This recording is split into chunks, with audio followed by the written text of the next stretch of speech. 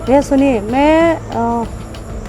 मैं गई थी लखनऊ से आ रही थी और रात को करीब 9:30 बज गया था।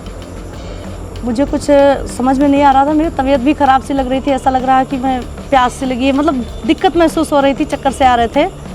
इसलिए हमें कुछ सूझा नहीं, हमने अध्यक्ष जी के पास कॉल किया और अध्यक्ष जी के पास हमने कॉल किया। अध्यक्ष जी से हमने कहा कि अध्यक्ष जी हमारी तबीयत ख़राब लग रही है, हम यहाँ स्टेशन पे फंसे पड़े हुए हैं, हमको प्लीज़ या तो कहीं रुकने का थोड़ी देर रुकने का समय दे दीजिए और या तो हमें हमारे घर भिजवा दीजिए। तो अध्यक्ष जी बहुत व्यस्त थे, बोले कि अभी थोड़ी देर रुको, 10 मिनट के बाद मैं आता हूँ। मैंने इंतज़ार किया, अध्यक्ष जी आए और फिर उन्होंने रिसीव किया और उन्हें फिर उनका कोई अर्जेंट कॉल आ गया, तो बोले कि अभी मैं कहीं जा रहा हूँ किसी को छोड़ने और आता हूँ। फिर अध्यक्ष जी हमको लेके गए कार्यालय पे, बोले कि तुम यहाँ थोड़ी देर ठहरो और मैं अभी आता हूँ। जैसे ही मैं जा रही थी, 2-3 सीढ़ी चढ़ी, चौथे सीढ़ी जैसे क्रॉस की, हमें ऐसा लगा कि मेरा हिल वाली सैंडल पहनी थी, मेरा पैर फिसला कि चक्कर सा आ गया। मैं ऐसे हाथ जैसे पीछे की कि सर जी पीछे खड़े थे, हमको थाम लिए और उन्होंने मुझे सहारा दिया। पैर फिसलने से अगर मेरा पैर भी टूट सकता था, मेरी और भी कहीं चोट आ सकती थी, सिर में चोट आ सकता था, बस यही बात है। और अध्यक्ष जी ने हमको कमरे तक छोड़ा और बोले आप तुम यहाँ अंदर रुको, मैं थोड़ी देर बाद अभी आता हूँ तो तुम्हें घर भिजवा देता हूँ किसी से। बस भैया इतनी सी ही बात है, इतनी सी ही बात है। अब इसको चाहे कोई गलत सोचे या अच्छा सोचे, अध्यक्ष जी ना कभी गलत थे ना कभी हैं हमारी नज़र में। मैं पिछले करीबन 3-3.5 सालों से उनको जानती हूँ और हमारे पारिवारिक संबंध रहे भी हैं उनके यहाँ से, हमारे यहाँ से अध्यक्ष जी से पारिवारिक संबंध रहे हैं। इसलिए मैंने भरोसा करके उनके पास कॉल किया और किसी के पास कॉल नहीं किया। नहीं नहीं नहीं भैया बहुत अच्छे इंसान हैं और मेरे पिता तुल्य हैं, चाहे मैं बड़ा भाई मानूं या अपना पिता मानूं, और पिता तुल्य ही हमारी सारी फैमिली मानती है। हमारा भाई, हमारे हस्बैंड, हमारे 2 बच्चे भी हैं। मैं लड़की नहीं हूँ, मैं अनजान बच्चा नहीं हूँ कि मैं किसी को कोई मुझे बहलाएगा, कोई मुझे फुसलाएगा, ऐसा कुछ भी नहीं है।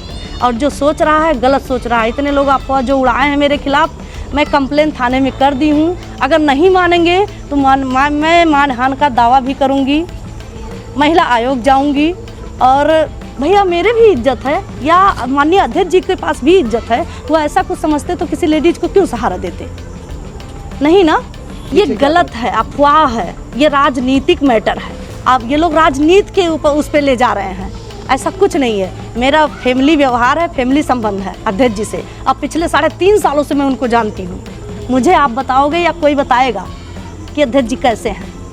एक लोग का फ़ोन आया था कि बहन आपके साथ क्या हुआ है, कैसे हुआ है बताइए, हम आपका साथ देंगे। हमने कहा आप साथ देने वाले होते कौन हो जी? कुछ लोग फ़ोन कर रहे हैं, 1-2 लोग कह रहे हैं डरना मत, घबराना मत बहन, ऐसा मत होना। हमने कहा क्यों डरूंगी, क्यों घबराऊंगी? मैं बच्ची हूँ, मैं 2 बच्चे की माँ हूँ, मैं क्यों डरूंगी? मैं कार्य करता हूँ, ऐसी कोई घटना नहीं है।